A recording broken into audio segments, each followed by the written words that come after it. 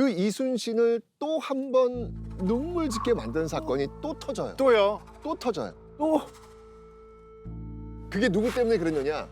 원균. 바로 원균 때문에. 아, 거봐. 원균과 이순신은 정말 달라요. 기본적으로 원균은 무인 집안이에요. 근데 사실 이순신은 문신 집안이에요. 아. 예, 문신 집안이었다가 무과 시험을 봐가지고 장군의 길로 들어선 거고요. 아하. 문무에 다 능통하셨네. 예. 그리고 원균 같은 경우에는 싸워서 이기는 스타일. 가자! 가자. 이런 스타일이면 이순신 장군은 굉장히 꼼꼼하고 늘 생각하고 늘 계산하면서 움직이는 스타일. 느낌이 좀 다르죠? 많이 달라요. 다르죠? 네. 예, 그러니까 전투에 임하는 그런 어떤 그 마음 자세도 좀 달랐고요. 그리고 제일 큰 게 뭐냐면 식성이 달랐어요. 식성이요? 예.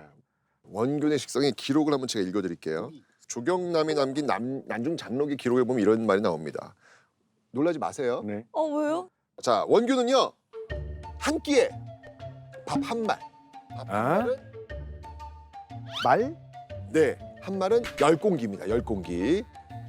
10공기입니다. 10공기. 투버였어요 옛날에? 원균 투버설. 원균 투버였다. 진짜 먹방 해야 되네요, 진짜. 푸드 파이터네. 푸드파이터. 아직 안 끝났습니다. 열 공기요? 생선 5마리, 닭 3마리, 에? 꿩 4마리를 한꺼번에 먹는다. 와, 진짜 야, 먹방. 100kg 오겠다.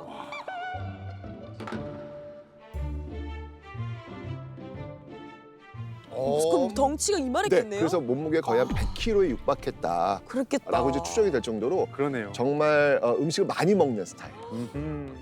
물론 이제 남준 잠록에 나온 이야기들이 좀 과장된 그런 모습들도 있는데 네. 하여튼 여러 면에서 이 원균과 이순신은 참 달랐다. 달랐네요. 난중일기에 참 이 원균 얘기 정말 많이 나오는데 한번 6번 한번 읽어봐 주시죠. 1597년 5월 8일 이경신이 한산도에 와서 흉악한 원균의 일에 대해 많이 말하였다. 원균이 데리고 온 서리를 곡식을 교역한다고 구실 삼아 육지에 보내놓고 그 아내를 사통하려 하였는데 그 여인이 발악하여 따르지 않고 밖으로 나와 고함을 질렀다. 원균이 온갖 계략으로 나를 모함하니 이 또한 운수로다.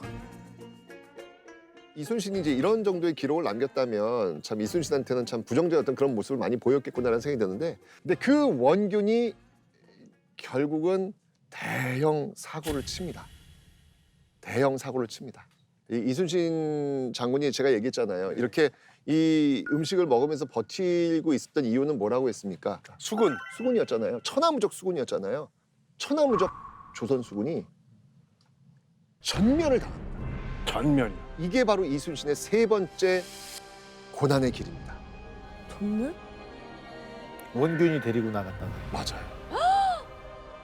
이순신 장군이 이제 백의종군길 가니까 네. 그 자리를 누가 이어받았냐면 원군이 이어받았어요. 아까 전에 그 빈자리를 네, 원균이? 맞습니다. 삼도 수군 통제사에 원균이 임명되어가지고 7천량 해전에 조선 수군을 끌고 나가요. 아. 그러니까 이 7천량이 어디냐면 거제예요, 거제. 지금의 거제예요, 7천량. 선조가 일본 본진이 지금 부산에 있으니까 거기 좀 쳐봐라라고 하는 거예요. 이 한산도에 여기서 출발해가지고 부산까지 간 거예요. 한옥선은 무거워요. 무거워요. 무거워가지고 거기서 이 노를 저어가지고 그 부산까지 가면요 지쳐요. 근데 원균은 간 거예요. 일단 명이 떨어졌으니까 간 거예요. 갔는데 거기서 진짜 싸우지도 못하고 지친 거예요. 노졌다가? 네. 와, 노졌다가 지쳐서? 그래서 배가 유실돼요. 싸우지도 않고. 에? 물살에 휩쓸려가지고 그냥 더 이상 버티지 못하고 그냥 유실되는 그런 경우까지 벌어지는 거예요. 이게 도저히 안 되겠다라고 해서 다시 이제 거제 쪽으로 들어와요. 들어왔는데 거기에 일본군이 매복 지키고 있었어요. 이 갑작스런 그 일본의 공격 속에서 두려웠던 거예요. 공포감이 왔던 거예요. 이러니까 전의를 상실한 거예요. 결국은 싸우지를 못하고 도망가기 바쁜 거예요. 원균도 결국은 도망가는 과정 속에서 육지로 들어갔다가 또 육지에서 일본군이 기다리고 있었어요. 거기서 원균은 죽음을 죽어요? 당합니다. 와. 그리고 조선 수군은 완벽히 괴멸당합니다. 이게 그 유명한 7천량 해전.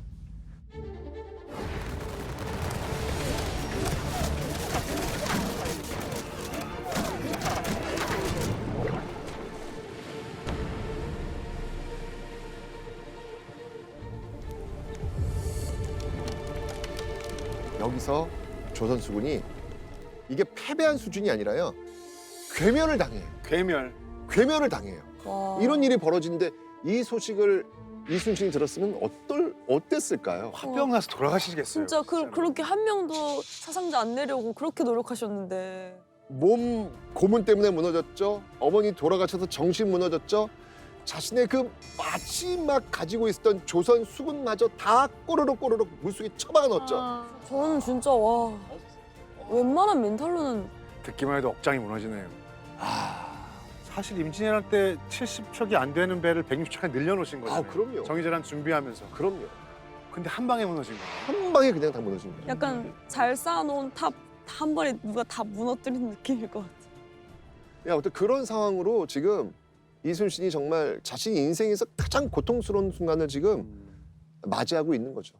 이게 그냥 일반 회사 같으면 그만두면 될 일인데 이건 뭐 나라를 포기할 수가 없으니 뭐. 근데 그렇게 조선수군이 괴멸됐잖아요. 네. 그때 선조가 어떻게 했을까요? 또 그 비겁한 그렇죠. 선조는 이순신에게 또 이렇게 도와달라고 또 베깅을 했겠죠. 내용이 있는데 한번 선조도 하셨잖아요. 그 선조로 빙의하셔가지고 이순신에게 한번 알려봐 주시기 바랍니다. 왕은 이와 같이 이르노라. 지난번에 그대의 직책을 교체시키고 그대로 하여금 죄를 이고 백의종군 하도록 하였던 것은 역시 나의 모책이 좋지 못하였기 때문에 그렇게 된 것이며 그 결과 오늘의 이런 패전의 욕됨을 만나게 된 것이니 더 이상 무슨 말을 하겠는가? 더 이상 무슨 말을 하겠는가? 도와달란 얘기야. 그렇죠. 이제 와서 다시 이게 뭐냐면 삼도수군 통제사에 너를 다시 임명한다. 그래도 인정은 하네. 인정하죠. 제가 충격적인 사실 하나 더 알려드릴까요? 네. 이게 삼도수군 통제사 네. 된 거잖아요. 그때 이순신의 그 병력이 몇 명인지 아세요? 몇 명을 데리고 나간지 아세요? 얼마 명이요? 안 남았나? 몇 명이요? 15명. 15명. 그것도 장교가 9명이고 일반 병사는 6명. 아이구야. 15명? 배를 못 움직일 정도 인원이잖아요. 아니 배가 없어요 지금. 그게 다예요 그게. 그러면 그 인원은 어디를 간 거예요? 그러니까 이게 여기서 무서운 거예요. 지금 백의종군길의 과정 속에서 7천량 해전으로 모든 걸 잃었잖아요. 네. 그러면 저라면 야 이거 끝났어 이제. 이제 아무도 못하는 거야 이거는. 끝이야. 라고 저는 갔을 것 같은데 이순신은 그 상황 속에서 이미 조선수군 재건의 계획을 그려놓고 있어요. 이미 그려놓고 있는 거예요. 이 조선수군을 재건하는 데 있어서 제일 중요한 3요소. 식량, 네. 배, 그리고 군사. 군사. 그래서 저 삼도수군 통제사에 다시 임명하노라는 편지를 받았을 때 제일 먼저 뛰쳐나간 곳이 어디였냐면 바로 식량이 있다라고 알려진 곡성으로 가는 거예요. 그것도 잠을 자지 않고 무박으로 계속 말을 달려요. 이틀 만에 그냥 올라갔어요. 이틀 만에. 와. 이게 이순신이에요. 대단하시다. 다 계획이 있었던 거예요, 이미. 애 끓는 도끼가 힘이 이렇습니다. 이거 드시고 그냥 나가신 거예요.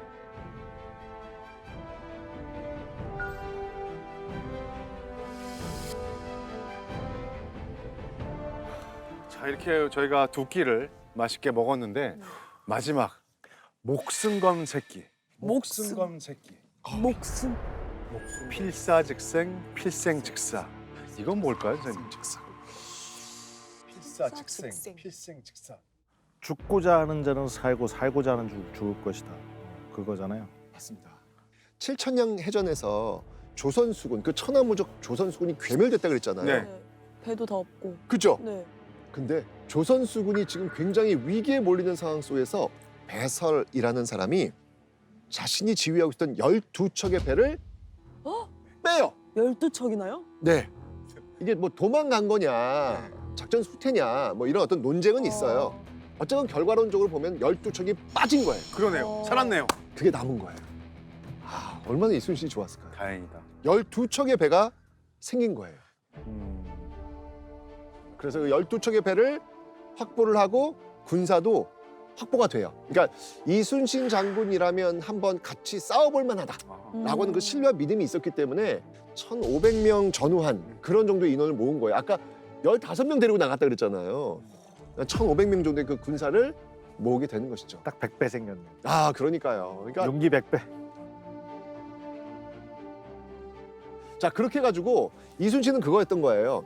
조선 수군이 건재함을 보여줄 수 있는 단 한 번의 전투. 이걸 준비했던 것 같아요. 그 승리가 우린 필요하다. 그렇죠. 자, 그러면 어떤 방식으로 해서 이 준비를 했을까? 이순신 장군이 이 조선 수군 재건을 위해서 일단 그 12척 배는 확보했고 네. 군사도 확보했고 그다음에 제일 중요한 게 뭘까요? 아까 곡성으로 간 이유. 그냥. 식량이잖아요. 그냥 바로 자급자족. 아, 자급자족. 일단 기본적으로 농사를 짓는다든지 또는 사냥을 한다든지. 그래서 왜 난중일보 보면은 그 사슴고기 많이 나와요. 많이 나오잖아요. 사냥을 통해서 그런 고기 같은 거 이런 것들을 확보하려고 군인들과 함께 사냥도 나가고. 그리고 여길 보면 네, 바다, 낚시. 맞아요. 맞아요.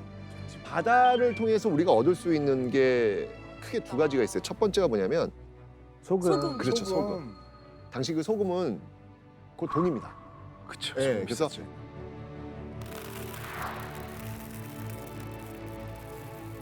이 소금 생산을 통해 가지고 곡식을 또 바꿀 수 있는 그런 어떤 조건이 되는 거예요. 그다음 세 번째는 뭐였냐면 이 바다에 그때 그 청어, 청어. 그 청어가 또 이렇게 많이 났대요.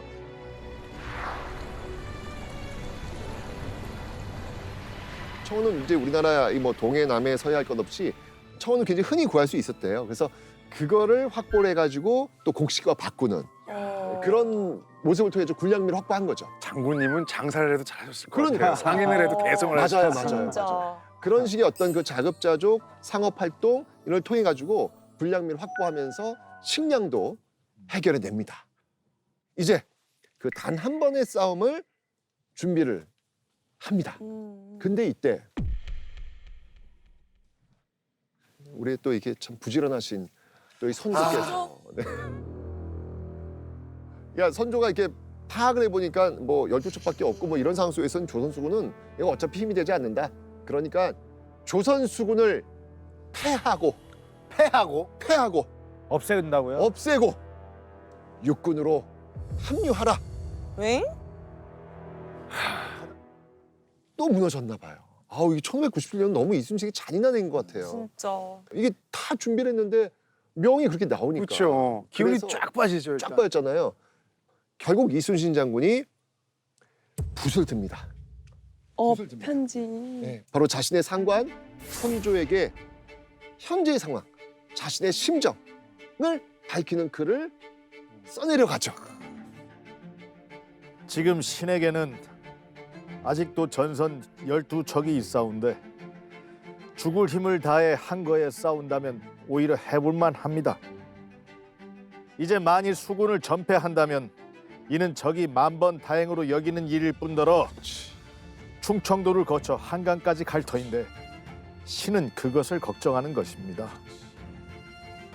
또한 비록 전선의 수는 적지만 신이 죽지 않는 한 적은 감히 우리를 업신여기지 못할 것입니다.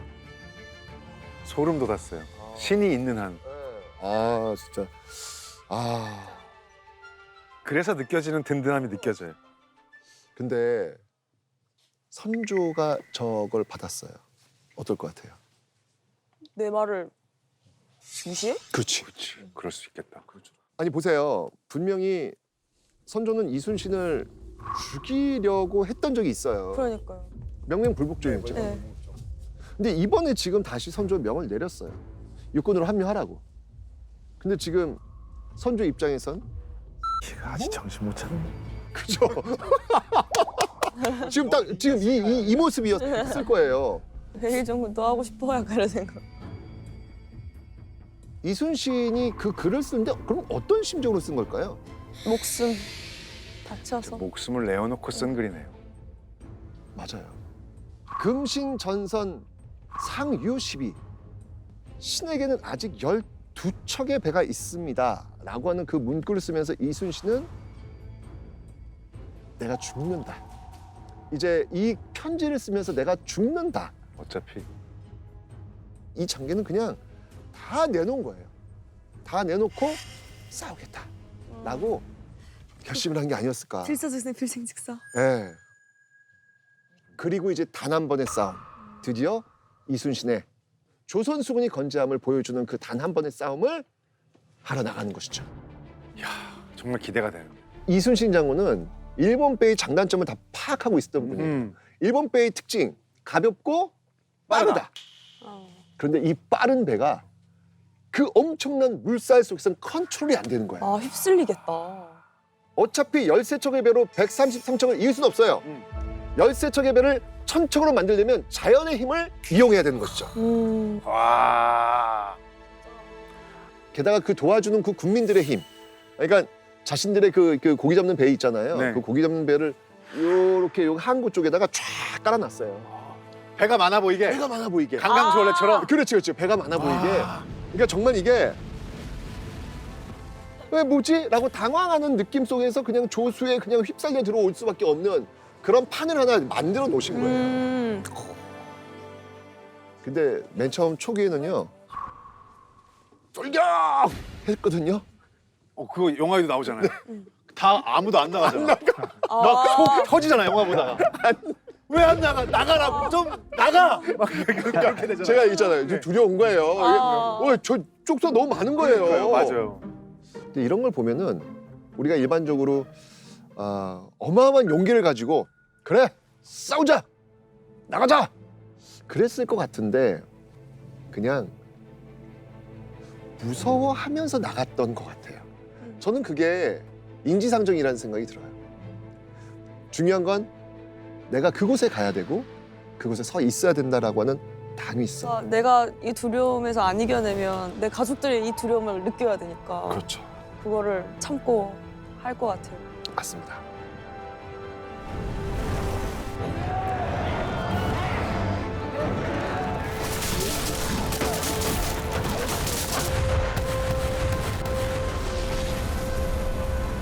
이렇게 되면서 결국 그 단 한 번의 싸움에서 조선수군이 이겨요.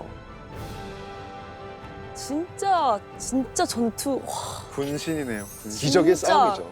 근데 중요한 건 뭐냐면 이순신이 또 이기는 걸 보니까 그러니까. 안 되겠다. 라고 하는 그 공포감을 선물로 준 거예요. 야. 그러면서 조선수군이 이제 정말 재건될 수 있는 그 힘을 비축할 수 있는 힘을 가지게 된 거예요. 그리고 마지막 노량에서 그냥 한 방을 제대로 매긴 거죠. 또 한편으로 또 생각해 보면은 이순신을 믿었던 그 많은 군민들 바로 그런 어떤 믿음, 리더십 이런 것들이 하나가 되어가지고 임진왜란 때 조선수군은 승리할 수 있었다. 우리는 지금 그 이야기를 하면서 그들이 먹었던 밥상 앞에 앉아 있다. 그러네요. 라고 저는 생각을 합니다. 와.